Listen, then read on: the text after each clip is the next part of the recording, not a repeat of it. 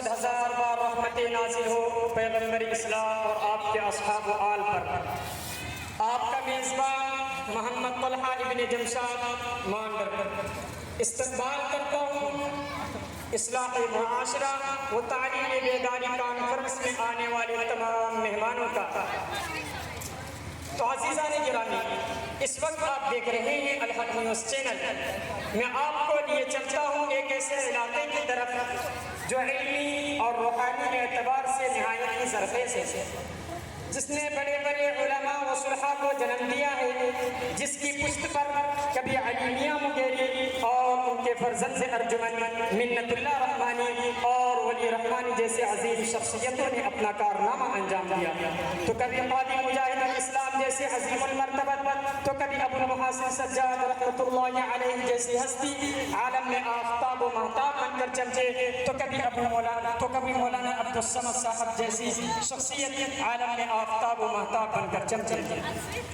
تو ناظرین گرامی، آج ہمارے ساتھ موجود ہے اس اصلاح معاشرہ و تعلیم بیداری کانفرنس کے نہایت متحرر اور فعال، حالات حاضرہ پر گہری نظر رکھنے والے زمرہ اعظام جناب منصور صاحب، عزیز ناصر صاحب، تعلیمی زندگی کے ہم سفر ساتھی جناب شارق صاحب، عزیز رحمت اللہ صاحب۔ تو جناب شارق صاحب، آج کا پہلا سوال آپ سے، آپ ہمیں یہ بتائیے کہ بہار کے بارے میں آپ کیا جانتے ہیں؟ جی جناب، دیکھیے جیسا کہ آپ نے کہا، بہار یقیناً ایک زرخیز زمین ہے، علماء و صلحاء کا بڑا مرکز ہے، لیکن اس وقت کچھ چیزوں پر غور کرنا نہایت ہی ضروری ہے۔ مثلا شادیوں میں غلط رسومات اور بیجا اخراجات ایک ایسا مہلک مرض ہو گیا ہے جو دن بدن خطرناک سے خطرناک تک کا راستہ اختیار کرتا جا رہا ہے۔ جناب رحمت اللہ صاحب، آپ بھی ہمارے سامنے کچھ مفید باتیں رکھیں۔ دیکھیے محترم، تمام مسائلوں میں سے ایک اہم مسئلہ ہمارے معاشرے میں نشہ خوری کا ہے، جس سے چھوٹے بڑے جوان بوڑھے سب ملوث ہے۔ ہمیں اس کی بھی فکر کرنے کی ضرورت ہے۔ عزیز منصور صاحب، آپ بھی اپنی زبان کو حرکت دیں گے؟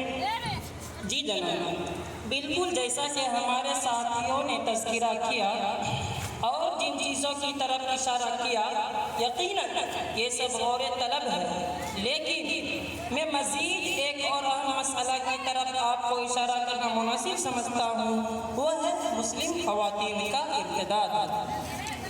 محترم ناصر صاحب، آپ بھی ہمارے سامنے کچھ مفید باتیں رکھیں۔ نہ کوئی پھول نہ کوئی خوشبو، نہ کوئی پھول نہ کوئی خوشبو، نہ کوئی رونق، اس پہ کانٹوں کی جہالت مجھ سے دیکھی نہیں جاتی۔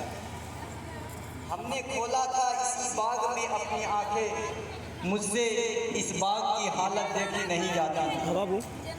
محترم، جیسا کہ جناب شارق صاحب نے کہا، واقعتاً یہ ایک غور طلب معاملہ ہے، پروگرام میں ابھی لیکن ساتھ ہی ساتھ میں یہ سمجھتا ہوں کہ آج کل شادیوں میں جہیز بہت بھیانک راستہ اختیار کر چکا ہے۔ غیر تو غیر ہمارے مسلمان، بلکہ اپنے آپ کو دیندار کہنے والے بھی اس موڑ پر آ کر پھسلتے ہوئے دکھائی دے رہے ہیں۔ تو ناظرین گرامی، آپ نے دیکھا ہمارے مہمانوں نے اپنی رائے کا اظہار کرتے ہوئے بہت سے قیمتی باتوں کی طرف اشارہ کیا جو یقیناً قابل غور ہے۔ اگر ان چیزوں کو معاشرہ سے نہ نکالا جائے تو کوئی بعید نہیں ہے کہ ہم ایک اچھا معاشرہ بنانے میں ناکام ثابت ہوں گے۔ تو آئیے ناظرین، ہم ان تمام احباب سے مل کر ان کے اسباب و وجوہات اور بہترین حل تلاش کرنے کی کوشش کرتے ہیں۔ تو جناب شارق صاحب، آپ کا یہ کہنا تھا کہ شادی بیاہ میں رسومات اور رواج نے طول پکڑ لیا ہے، تو آپ ہی بتائیں آخر اس کے اسباب و وجوہات کیا ہے اور اس کا حل بھی آپ کے پاس ہے تو وہ بھی پیش فرمائیں۔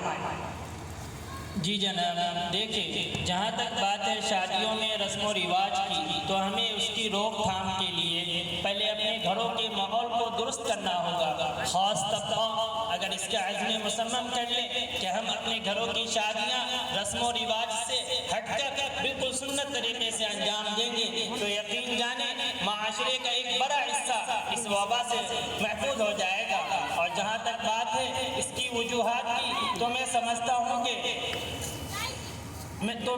ہوں کہ سب سے بڑی وجہ ان رسومات کی پرانے خیالات کی جاہل عورتیں ہیں جو دل سے بالکل بے بلد ہوتی ہے. ان کا ہی اصرار ہوتا ہے کہ شادی ایک خوشی کی چیز ہے, اس لیے ہمیں کھیلنا کودنا اور دیگر چیزیں کرنا چاہیے.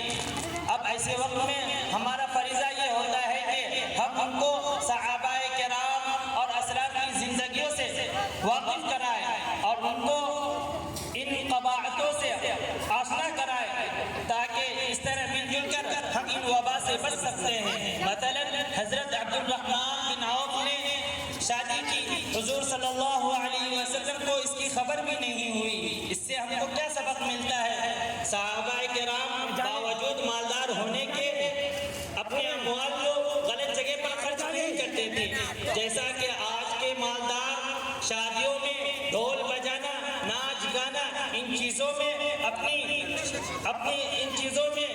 آپ کو یعنی شان سمجھتے ہیں, اپنے آپ کو پیسے خرچ کرنا ایک شان سمجھتے ہیں جو کہ سراسر غلط ہے اور گناہ پر بھی مشتمل ہے. ہم چاہتے ہیں کہ ہم سب اس سے محفوظ رہیں. عزیز رحمت اللہ صاحب, ذرا آپ بھی اپنی زبان کو حرکت دیں اور معاشرہ میں پھیلی بدامنی منشیات یعنی نشہ خوری کے متعلق کچھ ہمیں آگاہ کریں اور اس کے سبزبات میں بہترین طریقوں سے ہمیں آگاہ کریں. تو لیجیے جناب, سرزمین بہار میں عموماً اور مانڈر کی سرزمین پر خصوصاً نشہ خوری کا رجحان بڑی تیزی سے بڑھ رہا ہے, جس سے نوجوان نسل بالخصوص پوری قوم بالعموم بری طرح سے متاثر ہو رہی ہے. آئیے دیکھتے ہیں اس کے اسباب کیا کیا ہے. نمبر 1 تربیت میں, نمبر 2 دین سے دوری, نمبر 3 غلط دوستوں کے ساتھ رہنا, نمبر 4 نشہ اور چیزوں کے نقصانات اور وعیدوں سے بے خبری. اب سوال یہ پیدا ہوتا ہے اس مہلک بیماری سے کیسے بچا جائے. تو دیکھیے جناب, سب سے پہلے والدین اور بچوں کے سرپرستوں کو چاہیے کہ وہ اپنی اولاد کی تربیت اور نگرانی میں کوئی کسر نہ چھوڑے, خصوصاً نشہ اور چیزوں کے نقصانات سے آگاہ کرے اور نیک صالح دوستوں کے ساتھ رہنے کی ترغیب دے اور دین و اسلام کی تعلیم سے آگاہ کرے. مثلا حضرت عبداللہ بن عمر رضی اللہ عنہ سے روایت ہے کہ اللہ کے نبی کریم صلی اللہ علیہ وسلم نے ارشاد فرمایا کہ اللہ تعالیٰ نے 3 آدمیوں پر جنت کو حرام کر دی ہے. نمبر 1 ہمیشہ شراب پینے والا, نمبر 2 والدین کی نافرمانی کرنے والا, نمبر 3 اپنے اہل و عیال میں بے حیائی کو دیکھے اور منع نہ کرنے والا. ویسے بھی شراب انسانوں کے لیے دین اور دنیاوی دونوں اعتبار سے نقصان دہ ہے. ایسا شخص معاشرے کے لیے درد سر بن جاتا ہے اور لاکھوں عورتیں شرابی شوہر کے ظلم و ستم کا نشانہ بنتی ہیں. میں نوجوانوں سے مخاطب ہو کر یہ بتا رہا ہوں, یاد رکھنا کل قیامت کے دن خدا کے پاس جواب دینا ہوگا. خلاصہ کلام یہی ہے کہ نشہ خوری میں ہر طرف سے تباہی اور بربادی ہے. اللہ تعالیٰ ہم سب کو اس سے حفاظت فرمائے. عزیز منصور صاحب, آپ ہمیں یہ بتائیے کہ مسلم لڑکیوں کے ارتداد کے اسباب و وجوہات کیا ہیں اور ارتداد کے اس امڑتے سیلاب پر قدغن لگانے کے لیے کوئی کامیاب حل بھی پیش فرمائیں تاکہ انہیں بروئے کار لا کر دختران اسلام کے دین و ایمان کی حفاظت کر سکیں.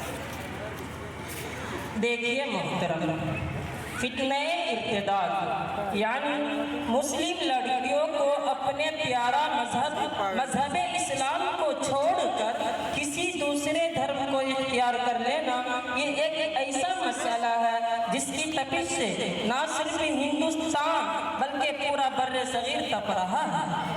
یہاں سوال یہ پیدا ہوتا ہے کہ آخر مسلم لڑکیاں اس طرح ارتداد کا شکار کیوں ہو رہی ہیں اور اس کی وجوہات کیا ہیں. تو دیکھیے مولانا صاحب, موجودہ وقت میں جس قدر ارتداد کے واقعات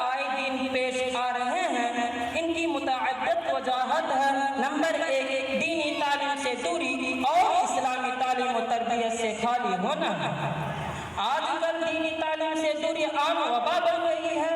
والدین علوم دینیا سکھانے میں شرم محسوس کرتے ہیں۔ دوسری وجہ مخلوط نظام تعلیم، یعنی ایک ہی وقت میں لڑکوں اور لڑکیوں کی تعلیم حاصل کرنا ایک ابتدائی کی بڑی وجہ ہے۔ مخلوط تعلیم کی وجہ سے بے